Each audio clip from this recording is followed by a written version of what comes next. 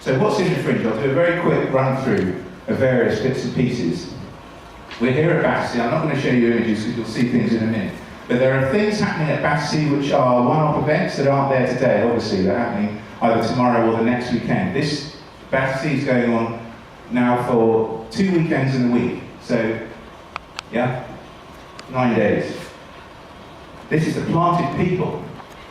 People being planted. You'll see the planters over there. There's a pop-up foundation. Paul Clark from the pop-up foundation will be able to show you what that's all about. That's a one-off that's happening tomorrow. The following weekend, we have this Tea Time Wonder Game. There are other things. There's a plant swap conveyor belt going on as well in 2 weeks' time. But I guess a lot of the things in the Fringe, I'll just give you a quick kind of rundown of what we've got. A lot of the things are community garden things. This is the edible bus stop opposite Lambeth Hospital. And tomorrow there's a big event down there. And this, as you can see, is a bus stop, and it's a massive community garden where the people just went out one day.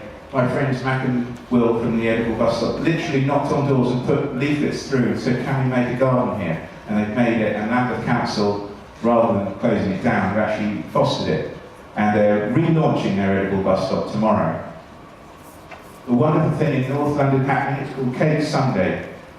But in Highbury, Naomi Schillinger, our friend, again put leaflets through doors in these streets in Highbury, N5. And she's got, I think, about 80 front gardens now, all front gardens doing vegetable gardening in them. And this is an absolutely classic example of what I was talking about, people getting to know the neighbours. The Fringe is about the gardeners, not the gardens. And this is Cake Sunday, which is a big kind of, like a village fete feel, really. Awards were given out last year. This is to the Vegetable Olympics we held. This is the skip garden at King's Cross, which the Guardian newspaper has been organising. It's a participatory creation of a skip full of vegetables, which you can go and do.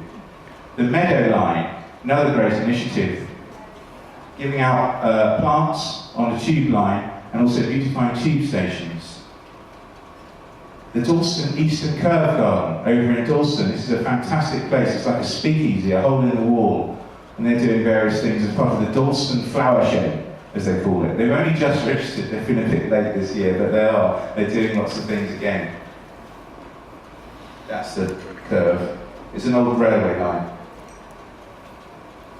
This is a kind of a key Fringe project in many ways. It's the Living Under One Sun Garden up in Tottenham, which is a fantastic community garden. There's a lot of best practice there on how to set up community gardens. And the woman Leila Laxari who runs it is a real inspiration.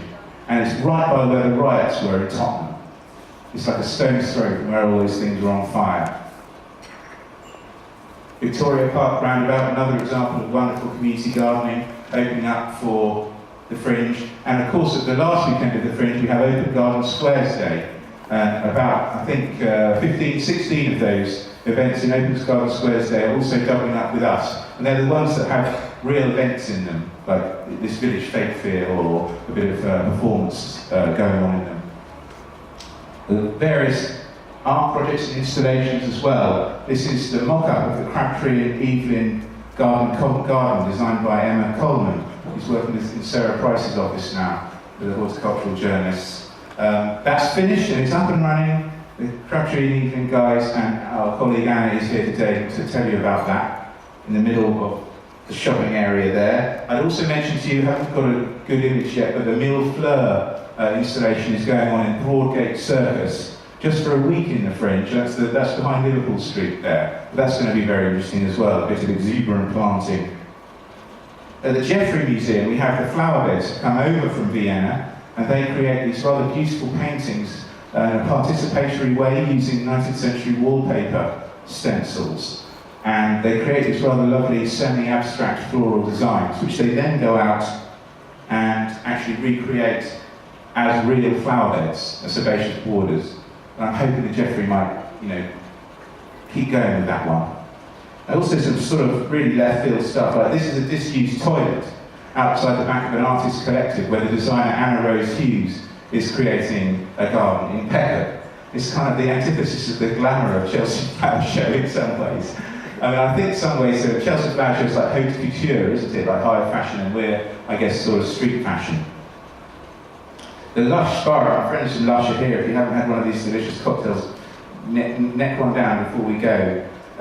The Lush shop on the King's Road has got a garden behind it, and they're giving away various free treatments and so on. And other Lush shops are doing the same. The planted up cars are happening at the Horniman Museum.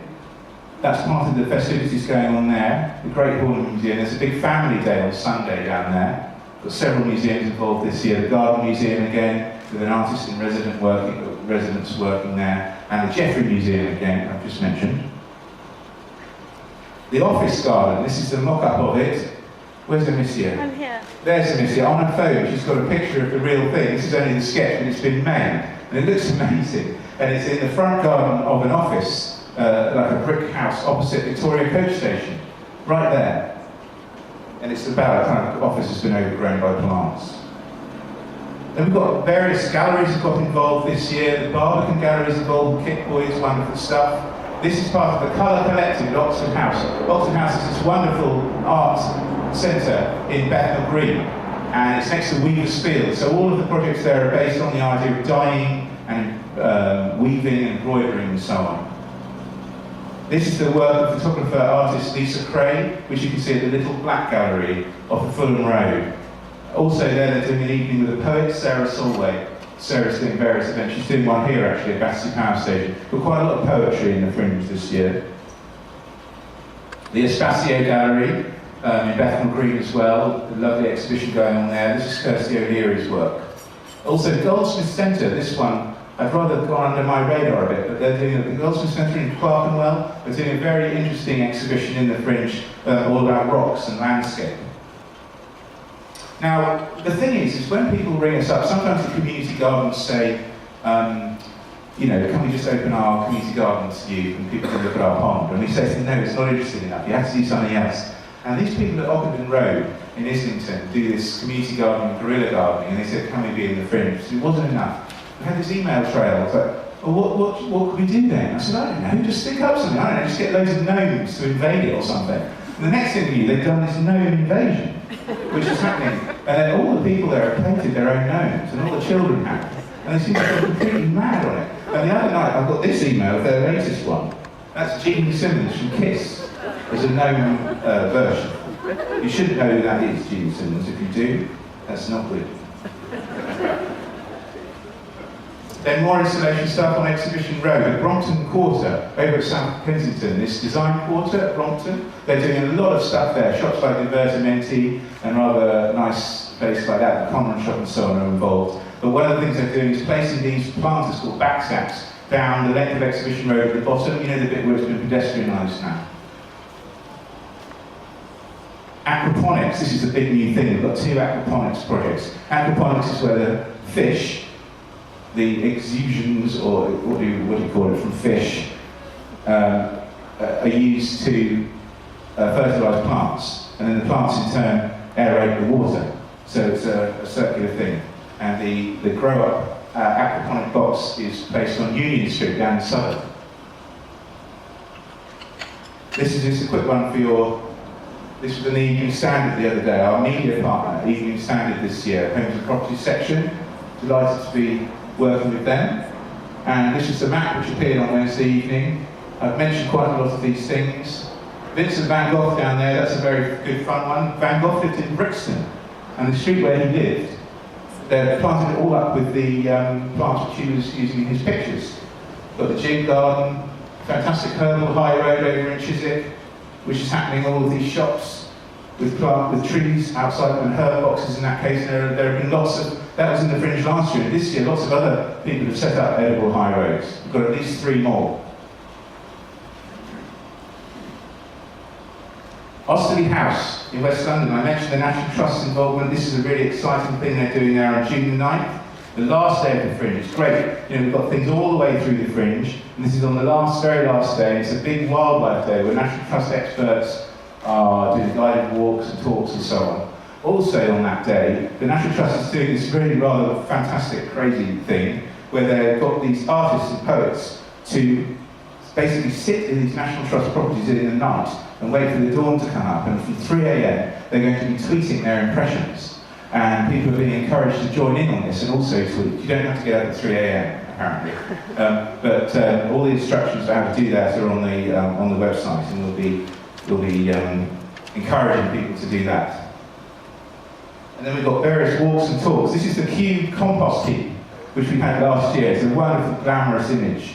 The largest compost heap in the world. That was last year. This year we've got Tony Kirkham, who's the head of trees at Kew, to do a nighttime tree walk. It's June the 5th. I think it's absolutely amazing. He's this tree guru, and he'll be walking through Kew, checking the trees out at dusk and at night as it goes. This is the sort of thing we want in the Fringe. Also, Kew are doing amazing Incredibles season, all about edible plants and so on, from May the 26th, I think it is. Is that correct, Anna, from Kew? Yes, May the 26th. That's the Herbal High Road making their stuff earlier on. That's a knot garden that's just been made a few days ago over there at Chiswick as part of the Fringe. See, things are already there. This is the Poppy Estate in Hackney. If you haven't been there, it's amazing, really inspiring. John Little, a landscape architect there, has made a whole series of little vegetable gardens and beautiful flowering annuals and things. And he's worked there for about a decade, and he does this guided tour. This was last year. They're doing it again this year with even more packed in. Just showing us everything that's happening. It ends up like a little kind of tea party. And this year they've got a bus and a band, all kinds of stuff going on down there. And we've also got a few performance things in the Fringe. I've mentioned the poetry. This is the Can You Dig It review, which is going to be on over at Oxford House. And they do these fun songs. Loads of food and drink this year. I mentioned all the alcohol. The Athenaeum Hotel, which is the one with the fantastic living wall, they've got their own cocktail range, and also Neela Dasgupta's doing a lovely talk about the scents and also allowing us to test perfumes and so on there. There's a dinner to die for. It's this amazing weaving, making your own dyes dinner over at Oxford House. That's a ticketed one. Most things in the Fringe are free of charge. That's a ticketed one. The Cocktail Gardener is mixing up the drinks over at the Brunel Museum. So I'm looking forward to it. I've never been to the Brunel Museum. And this is one of the things the Fringe does. It opened yesterday. The Glade Bar at Sketch, that lovely restaurant on Conduit Street, have made a Fringe cocktail. It's called Fennel Fringe. As you see, it involves fennel. It's most intriguing. But the Glade Bar itself is beautiful. It's like a glen. What can I say? And obviously incredibly glamorous. So we have a great loads of free things as well. And the gin garden's popping up at Chelsea Garden is involved, the Hoxton Hotel and so on. Daphne's restaurant are having these bosky planters. That's obviously an office environment, but they're putting them into Daphne's lovely restaurant in Chelsea as part of the Fringe. They were involved last year as well. And then also to helping bees. They're doing a workshop and a forage walk and so on. So there we are. I hope you enjoyed that little whistle-top tour. It's a slightly random tour. As I said, there are loads of things in the Fringe. There are more than 200 things, and I really have showed you the things I had pictures of. But there are loads of things I haven't mentioned, which are just very interesting in their own right. The last thing I just mentioned is that the National Trust's help has allowed us to make, and the help of Thompson and Morgan actually donated some of the seeds. It has allowed us to help to make 15,000 of these seed packets, wildflower seeds, which we're distributing across London at farmers markets and in all sorts of places, Fringe places, the museums involved in quite a targeted way. And we thought and hope that these would be much better than giving people bits of paper, which they're going to throw away because seeds, and then they'll come up. If we want people to put them in tree pits and so on. I think this is like a Fringe event in its own right, this. I don't know how many seeds are in this pack. We need to find that out, and then we need to times that by 15,000, because that's potentially the number of flowers which we're distributing across London as part of the Fringe.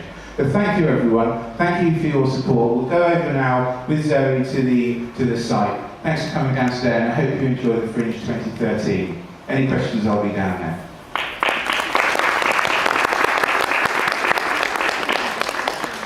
Easy, isn't it? Yeah. I should just get being I wanted to say something and it doesn't.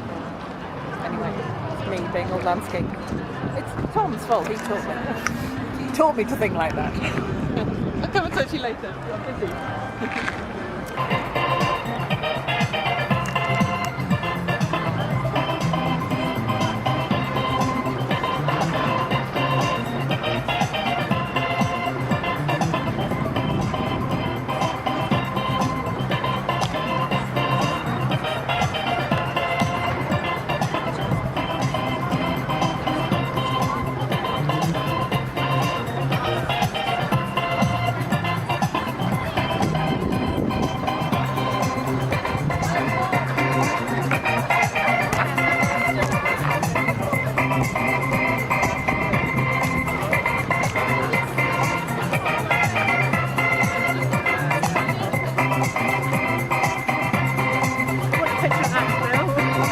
don't join in. Oh no, I've done John Hegley on stage once. I danced with John Hegley down at Edinburgh Fringe. Danced on the stage with him, but that's a bit too cold. Apart from that, I don't know the steps.